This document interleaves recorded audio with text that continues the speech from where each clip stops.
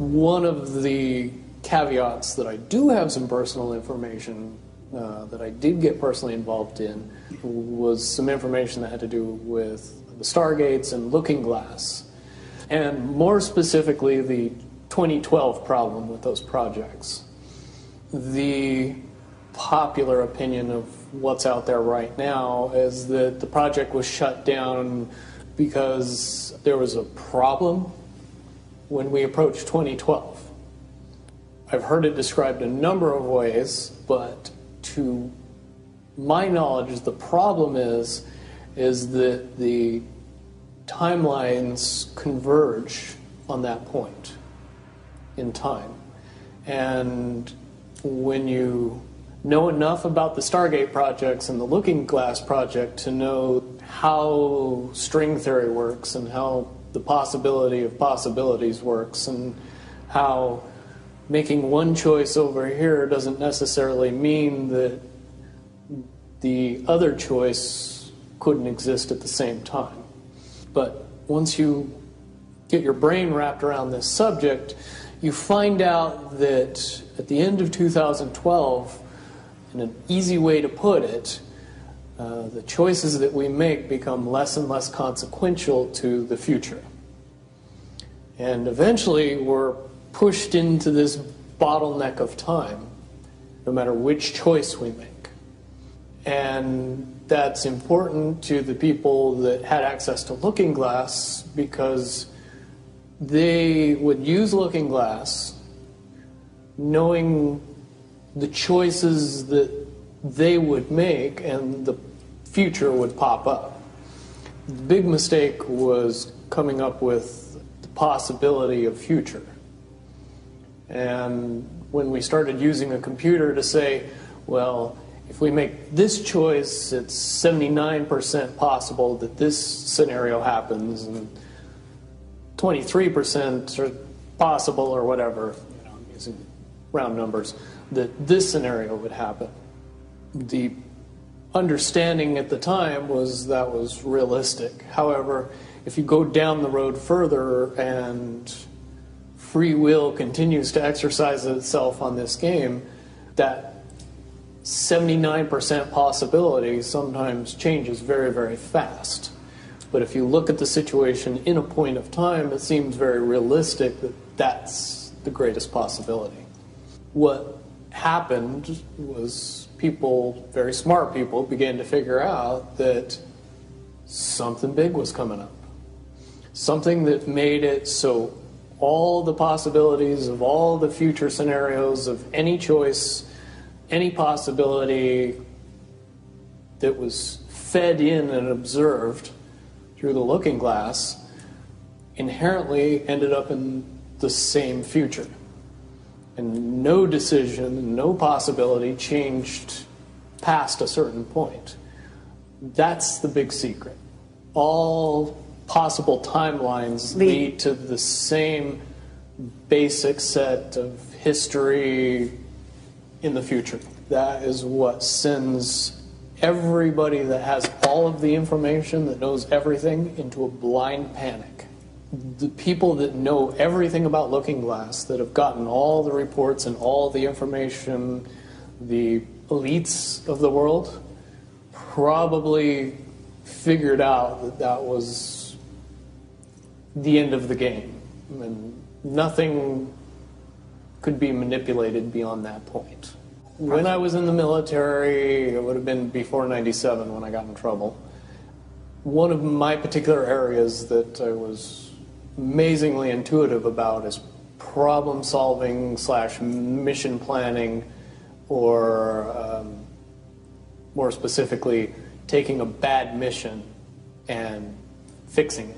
Certainly knowing how string theory and possible futures works makes it so you can work your mind very quickly to see the reality of what's happening and decide what decisions need to be made to change it for a particular outcome. At a certain point, after they're done hearing the computer tell them this is what's going to happen over and over and over and over again, all they become focused on is how do we fix it? What I do know is that I was called in and asked to solve this problem, this timeline contraction problem. And I eventually did my due diligence and did all the investigating and basically only had one piece of information, and that was reinforcement. The computer's right. The timelines will contract down to some inevitable thing. There is an inevitable event. It's been forecast, it's been predicted, it's been fed to us in a slop trough of what they want us to believe will happen. They don't actually have control over what happens. They only have control over the reaction, and it seems that no matter what they try to do to cause their desired reaction, it's going to have an opposite effect. Much, much easier for me to explain today what that process is as opposed to back then. If I had to give it a name, I would say it's the awakening process.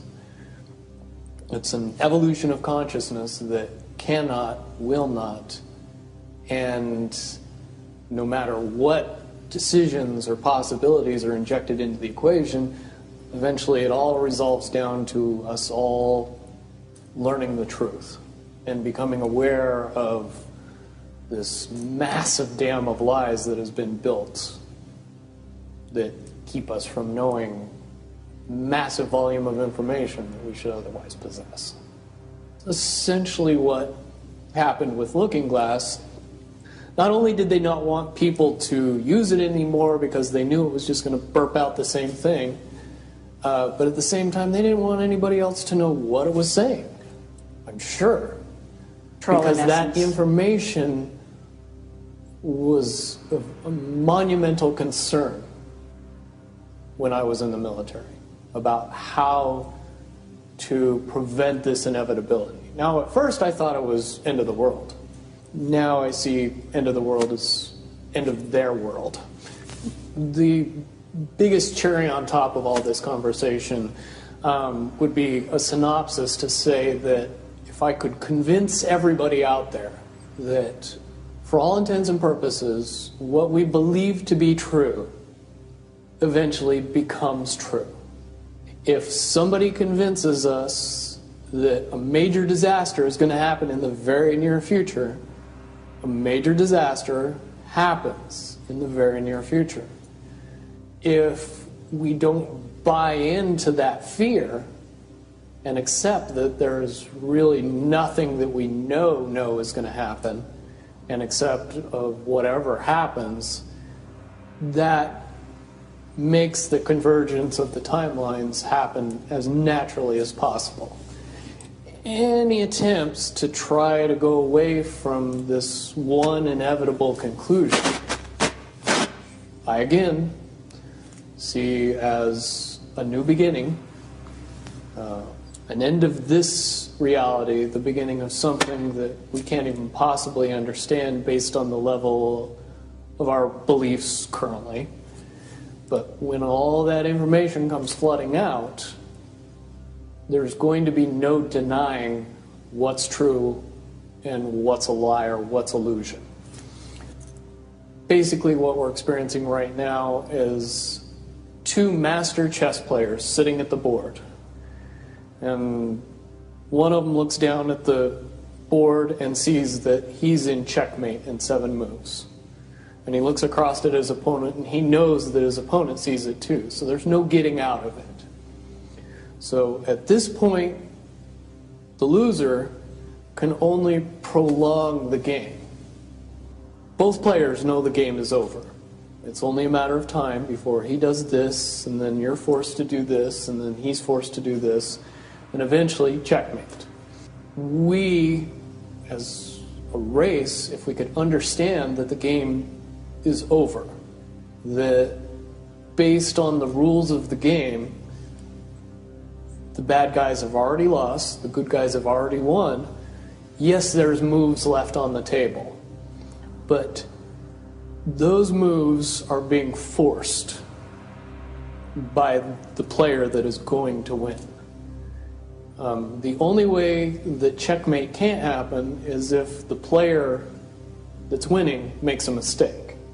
But from all of the information that I've gathered, all of the information that's been given, all of the information that's been vetted to me, it seems pretty obvious that the good guy player on the side of the chessboard knows exactly what has to be done to win the game.